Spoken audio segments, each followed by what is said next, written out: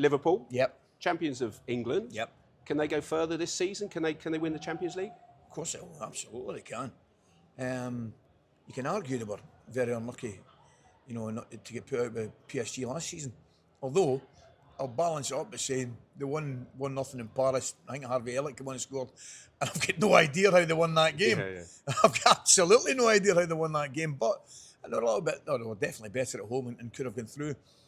I just think to win that competition, there's a couple of things need to go your way, a little bit of luck, because I don't think there's an awful lot between the first top 5, 6, 7 teams. Liverpool would certainly come into that category.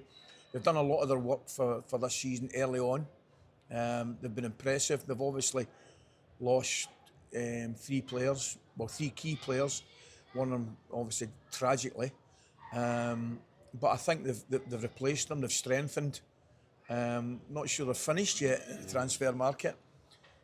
Yeah, they can go to the next step. I'm not going to sit here and tell you they will, but you asked me if they could. I said yes, they certainly can. I mean, they've done fantastic business with Ekitike, Florian Wirtz. Yeah, and Kerker as well. I mean, potentially, Isaac. I mean, do you think that might happen? Oh, I think they'll go back in. I definitely think they'll go back in. I can see it happening. Yeah, I can see it happening. Eddie Howe's got to do the right thing for Newcastle and his team. And the easiest thing for us all to say, well, you can't let him go. He's got to. But there might be a little bit too much water under the bridge now. What I think would be very, very unfair and harsh on Newcastle and Eddie Howe in particular, if they let Isaac go and didn't get a replacement in. That would be bordering on a disaster. Obviously, Callum Wilson as well. I think that would be bordering on a disaster. But I think Isaac's kind of made it clear that he fancies a bit of Liverpool. Has it gone too far? I don't know. I think Liverpool in a position now, they were sitting there saying, right, we'll go back in and test the water again. It wouldn't surprise me if he ends up a Liverpool player. And of course, Liverpool strengthened, Manchester City have, United have, Arsenal have, Chelsea have. Oh, absolutely. Tottenham, you were there in Bilbao. Yeah. They won the Europa League and got into the Champions League and went, new manager, but they haven't really backed it up with signings. No, they haven't. Does that surprise you? But yeah, it would be a little bit of a concern for Tottenham fans.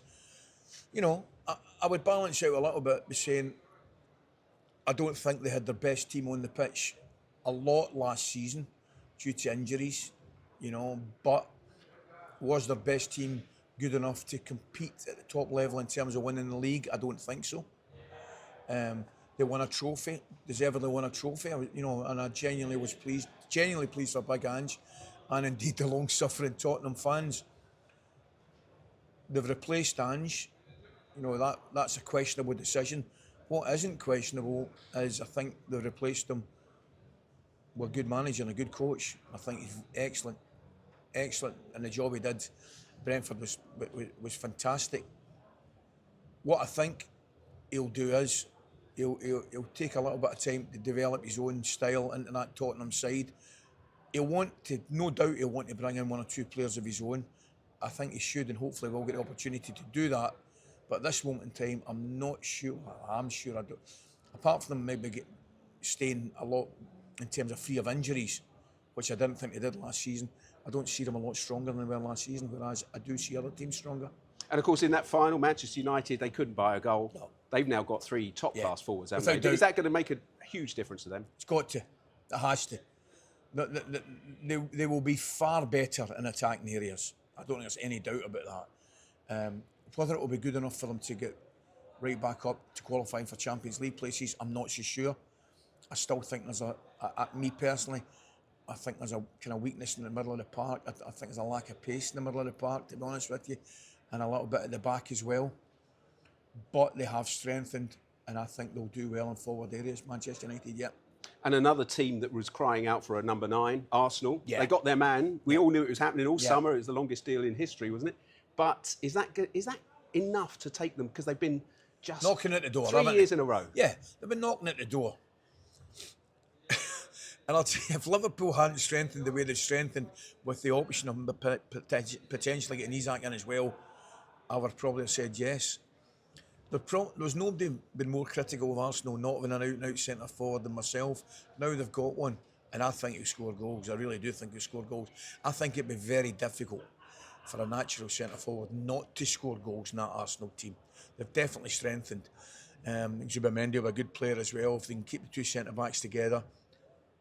I think they'll improve, but I just think Liverpool's improvement. They were by far and away the most consistent team in the league last year, and I think they've also strengthened. I'm just leaning towards Liverpool again.